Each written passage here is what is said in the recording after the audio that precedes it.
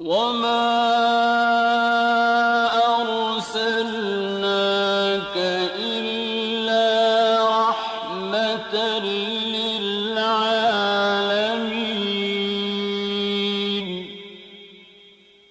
نبی کریم صلی اللہ علیہ وسلم بنی نوع انسان کے لیے اللہ کے آخری نبی ہیں، اور آپ پر نازل ہونے والی کتاب قرآن مجید اللہ تعالیٰ کی آخری کتاب ہے، لہذا نبی کریم صلی اللہ علیہ وسلم کی پاکیزہ زندگی امت مسلمہ کے لیے تا قیامت واجب الاتباع، رشد و ہدایت کا ابدی سرچشمہ اور ذریعہ نجات ہے۔ لقد كان لكم في رسول الله أسوة حسنة۔ یقیناً رسول اللہ کی زندگی تمہارے لیے بہترین نمونہ ہے، لہذا رحمت للعالمین کی سیرت مطہرہ کا مطالعہ ہر مسلمان کی زندگی کا لازمی حصہ قرار پایا۔ مسلمان مردوں، عورتوں اور بچوں کی اسی ضرورت کے پیش نظر نبی رحمت صلی اللہ علیہ وسلم کی سیرت طیبہ پر سیٹ تیار کیا ہے، جس کی تیاری میں قرآن مجید، صحیح احادیث اور مستند سیرت کی کتابوں سے استفادہ کیا گیا ہے۔ اس سیٹ میں سیرت النبی صلی اللہ علیہ وسلم کو مفصل طور پر بیان کیا گیا ہے۔ نبی صلی اللہ علیہ وسلم کی زندگی کے تمام پہلو اور واقعات ترتیب وار انتہائی دلچسپ انداز، خوبصورت آواز اور آسان الفاظ میں بیان کیے گئے ہیں۔ لیجئے سماعت فرمائیے رحمت للعالمین۔ سیرت نبوی کو مکمل طور پر بیان کرنا اس وقت تک ممکن نہیں جب تک اسلام سے پہلے اور بعد کے حالات کا تقابل نہ کیا جائے، اس لیے ہم اصل مضمون سے پہلے اسلام سے پہلے عرب کی کیفیت بیان کریں گے، عرب اقوام اور ان کی معاشرت کا نقشہ کھینچیں گے، پھر وہ حالات بیان کریں گے جن میں رسول اللہ صلی اللہ علیہ وسلم کی بعثت ہوئی۔ لفظ عرب کے لغوی معنی صحرا اور بیاب و گیاہ زمین کے ہیں۔ عہد قدیم سے یہ لفظ جزیرہ نمائے عرب اور اس میں بسنے والی قوموں پر بولا گیا ہے۔ عرب کے مغرب میں بحر احمر اور جزیرہ نمائے سینا ہے، مشرق میں خلیج عرب اور جنوبی عراق کا ایک بڑا حصہ ہے۔ جنوب میں بحر عرب ہے جو در حقیقت بحر ہند کا پھیلاؤ ہے۔ شمال میں ملک شام اور کسی قدر شمالی عراق ہے۔ ان میں سے بعض سرحدوں کے بارے میں اختلاف بھی ہے۔ کل رقبے کا اندازہ 10 لاکھ سے 13 لاکھ مربع میل تک کیا گیا ہے۔ نسلی اعتبار سے مورخین نے عرب اقوام کی 3 قسمیں قرار دی ہیں۔ نمبر 1، عرب بائدہ، یعنی وہ قدیم عرب قبائل اور قومیں جو بالکل ناپید ہو گئیں اور ان کے متعلق ضروری معلومات بھی دستیاب نہیں، مثلاً عاد، سمود، تسم، جدیس، عمالقہ وغیرہ۔ نمبر 2، عرب عاربہ، یعنی وہ عرب قبائل جو یعرب بن یشجب بن قحطان کی نسل سے ہیں، انہیں قحطانی عرب کہا جاتا ہے۔ نمبر 3، عرب مستعربہ، یعنی وہ قبائل جو سیدنا اسماعیل علیہ السلام کی نسل سے ہیں، انہیں عدنانی عرب کہا جاتا ہے۔ عرب عاربہ یعنی قحطانی عرب کا اصل گہوارہ ملک یمن تھا۔ یہیں ان کے خاندان اور قبیلے مختلف شاخوں میں پھوٹے، پھیلے اور بڑھے۔ ان میں سے 2 قبیلوں نے بہت شہرت حاصل کی، ایک ہمیر جس کی مشہور شاخیں زید الجمہور، قزاع اور سکاسک ہیں، دوسرا کہلان جس کی مشہور شاخیں ہمدان، انمار، مزہج، تے، کندہ، لخم، جزام، ازد، اوس، خزرج اور اولاد جفنا ہیں، جنہوں نے آگے چل کر ملک شام میں بادشاہت قائم کی اور آل غسان کے نام سے مشہور ہوئے۔ عرب مستعربہ کے جد اعلیٰ سیدنا ابراہیم علیہ السلام اصلاً عراق کے ایک شہر اور کے باشندے تھے۔ یہ شہر دریائے فرات کے مغربی ساحل پر کوفے کے قریب واقع تھا۔ اس کی کھدائی کے دوران میں جو کتبے برآمد ہوئے ان سے اس شہر کے متعلق بہت سی تفصیلات منظر عام پر آئی ہیں، اور سیدنا ابراہیم علیہ السلام کے خاندان کی بعض تفصیلات معلوم ہوئی ہیں، نیز ملک کے دینی اور اجتماعی حالات بھی سامنے آئے ہیں۔ سیدنا ابراہیم علیہ السلام یہاں سے ہجرت کر کے شہر حران تشریف لے گئے تھے، اور پھر وہاں سے فلسطین جا کر اس کو اپنی دعوتی سرگرمیوں کا مرکز بنا لیا، اور دعوت و تبلیغ کے لیے یہیں سے اندرون و بیرون ملک آتے جاتے رہتے تھے۔ ایک بار آپ مصر تشریف لے گئے۔ فرعون نے آپ کی بیوی سیدہ سارہ علیہ السلام کی کیفیت سنی تو بدنیت ہو گیا، انہیں بری نیت سے اپنے دربار میں بلایا، لیکن اللہ نے سیدہ سارہ کی دعا کے نتیجے میں غیبی طور پر فرعون کی ایسی گرفت کی کہ وہ ہاتھ پاؤں مارنے لگا۔ اس کی نیت بد اس کے منہ پر مار دی گئی، اور وہ اس حادثے کی نوعیت سے سمجھ گیا کہ سیدہ سارہ اللہ کی نہایت خاص اور مقرب بندی ہیں۔ وہ ان کے اس وصف سے اس قدر متاثر ہوا کہ اپنی بیٹی ہاجرہ کو ان کی خدمت میں دے دیا۔ پھر سیدہ سارہ نے سیدہ ہاجرہ کو ابراہیم علیہ السلام کی زوجیت میں دے دیا۔ ابراہیم علیہ السلام ان دونوں کو لے کر فلسطین واپس تشریف لائے۔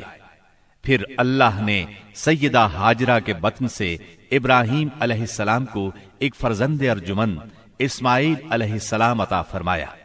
سیدہ سارہ بے اولاد تھیں، اس لیے انہیں بہت غیرت آئی، اور انہوں نے سیدنا ابراہیم علیہ السلام کو مجبور کیا کہ سیدہ ہاجرہ کو ان کے نوزائیدہ بچے سمیت جلا وطن کر دیں۔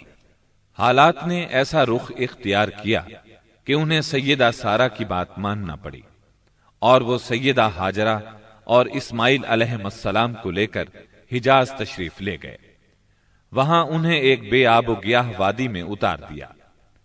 اسی جگہ آج بیت اللہ ہے، اس وقت نہیں تھا، صرف ٹیلوں کی طرح ابھری ہوئی زمین تھی۔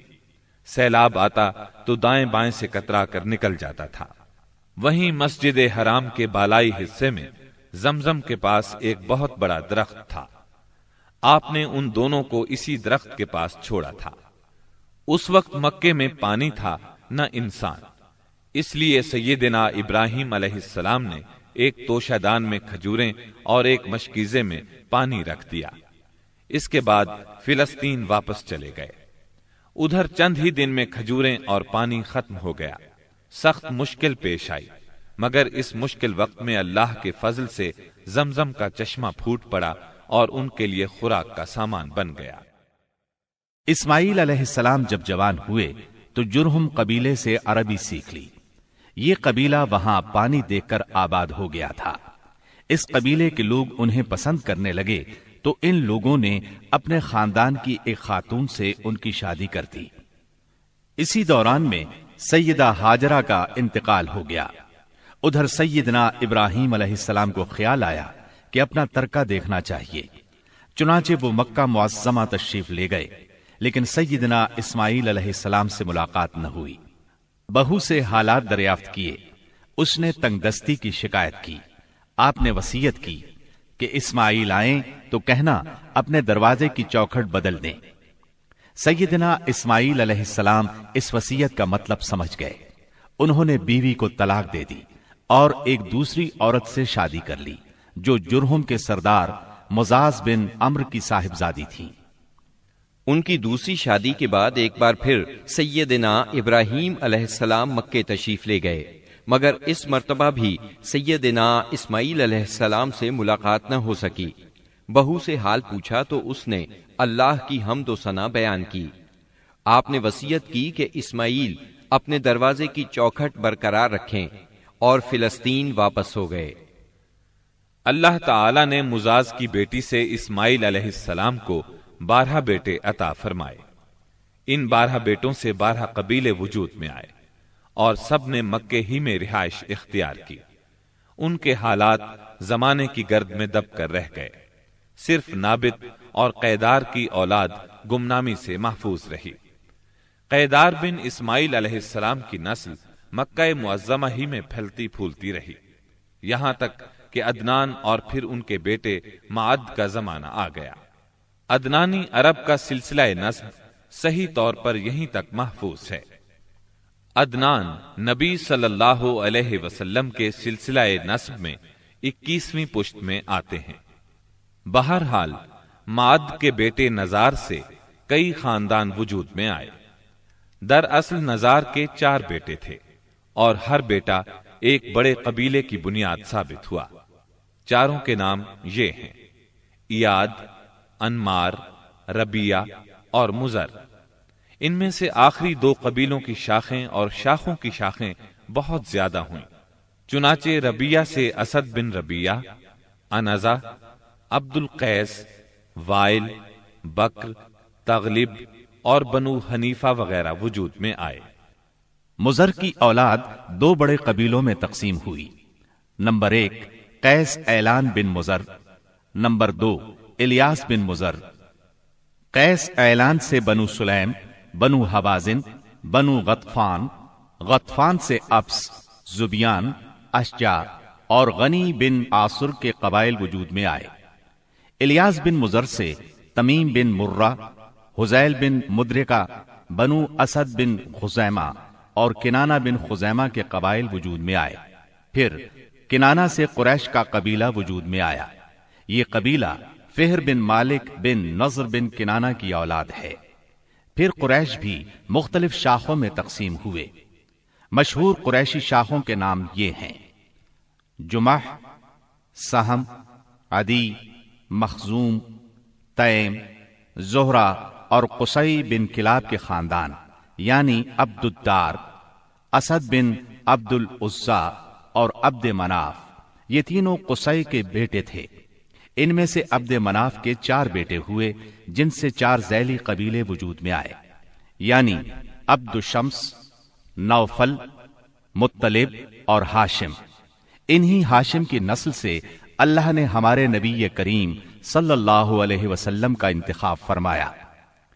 ابن عباس رضی اللہ عنہ کا بیان ہے کہ رسول اللہ صلی اللہ علیہ وسلم نے فرمایا، اللہ تعالیٰ نے مخلوق پیدا فرمائی تو مجھے سب سے اچھے گروہ کے اندر رکھا، پھر قبائل کو چنا تو مجھے سب سے اچھے قبیلے کے اندر بنایا، پھر گھرانوں کو چنا تو مجھے سب سے اچھے گھرانے میں بنایا، لہذا میں اپنی ذات کے اعتبار سے بھی سب سے اچھا ہوں اور اپنے گھرانے کے اعتبار سے بھی سب سے بہتر ہوں۔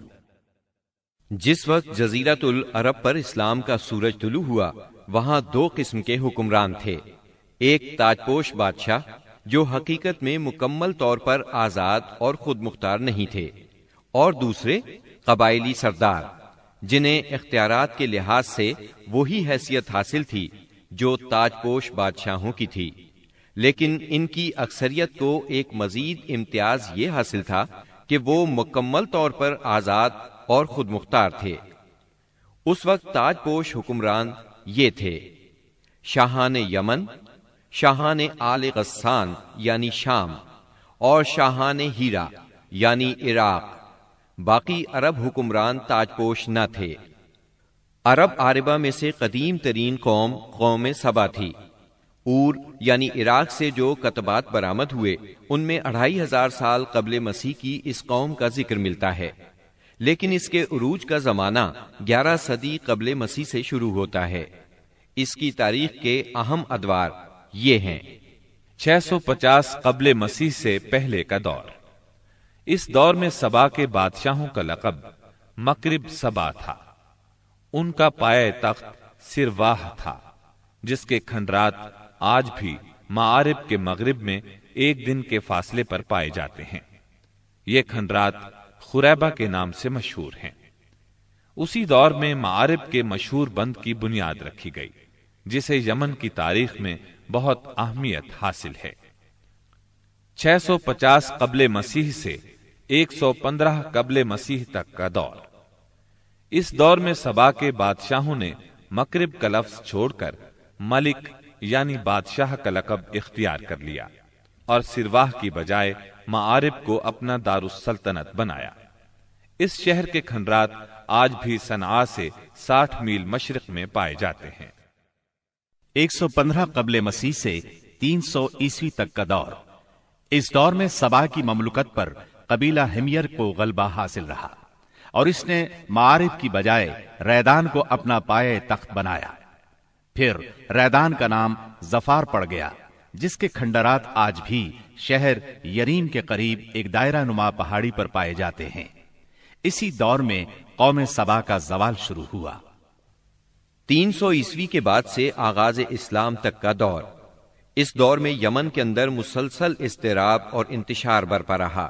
انقلابات آئے، خانہ جنگیاں ہوئیں اور بیرونی قوموں کو مداخلت کے مواقع ہاتھ آئے، یہاں تک کہ ایک وقت ایسا بھی آیا کہ یمن کی آزادی سلب ہو گئی۔ چنانچہ اسی دور میں رومیوں نے عدن پر فوجی قبضہ کیا اور ان کی مدد سے حبشیوں نے ہمیر اور ہمدان کی آپس میں کشمکش سے فائدہ اٹھایا اور 340 عیسوی میں پہلی بار یمن پر قبضہ کیا۔ یہ قبضہ 378 عیسوی تک برقرار رہا۔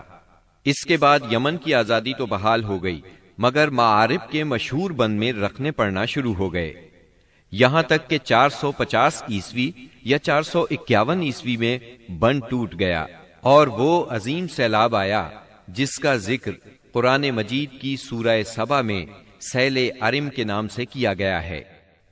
پھر 523 عیسوی میں ایک اور سنگین حادثہ پیش آیا، وہ یہ کہ یمن کے یہودی بادشاہ زون واس نے نجران کے عیسائیوں پر ایک ہیبت ناک حملہ کیا، انہیں عیسائی مذہب چھوڑنے پر مجبور کرنے کی کوشش کی۔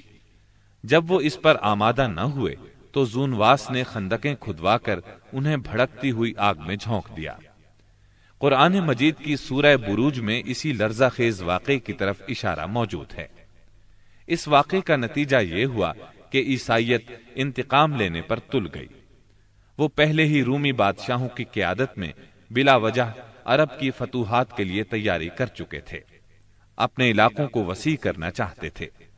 انہوں نے حبشیوں کو یمن پر حملے کی ترغیب دی، انہیں باہری بیڑا مہیا کیا۔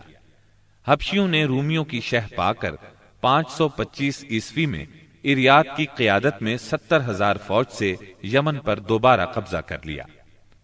قبضے کے بعد اریات نے شاہ حبش کے گورنر کی حیثیت سے یمن پر حکمرانی کی، لیکن پھر اس کی فوج کے ایک ماتحت کمانڈر ابرہا نے اسے قتل کر کے خود اقتدار پر قبضہ جما لیا اور شاہ حبش کو بھی راضی کر لیا کہ وہ اس کے قبضے کو تسلیم کر لے۔ یہ وہی ابرہا ہے جس نے بعد میں خانہ کعبہ کو ڈھانے کی کوشش کی اور ایک لشکر جرار کے علاوہ چند ہاتھیوں کو بھی فوج کشی کے لیے ساتھ لایا، جس کی وجہ سے یہ لشکر اصحاب الفیل کے نام سے مشہور ہوا۔ عراق اور اس کے نواحی علاقوں پر سائرس اعظم کے زمانے ہی سے اہل فارس کی حکمرانی چلی آ رہی تھی۔ اسے کوروش کبیر، خورس یا سائرس ذوالقرنین بھی کہا جاتا ہے۔ اس کا زمانہ 557 تا 529 قبل مسیح ہے۔ اس کے مقابلے میں کسی کو آنے کی جرت نہیں تھی، یہاں تک کہ 326 قبل مسیح میں سکندر مقدونی نے دارا اول کو شکست دے کر فارسیوں کی طاقت توڑ دی، جس کے نتیجے میں ان کا ملک ٹکڑے ٹکڑے ہو گیا اور طوائف الملوکی شروع ہو گئی۔ یہ انتشار 230 عیسوی تک جاری رہا۔ اسی دوران میں قحطانی قبائل نے اپنا وطن چھوڑ کر عراق کے ایک بہت بڑے اور شاداب سرحدی علاقے پر بود و باش اختیار کر لی۔ پھر عدنانی لوگ اپنا وطن چھوڑ کر اس طرف آئے، انہوں نے لڑ بھڑ کر جزیرہ فراتیہ کے ایک حصے پر اپنا قبضہ جما لیا۔ ادھر 226 عیسوی میں اردشیر نے جب ساسانی حکومت کی داغ بیل ڈالی تو رفتہ رفتہ فارسیوں کی طاقت ایک بار پھر پلٹ آئی۔ اردشیر کے عہد میں حیرہ، بادیات العراق اور جزیرے کے ربیعی اور مزری قبائل پر جزیمت الوضاح کی حکمرانی تھی۔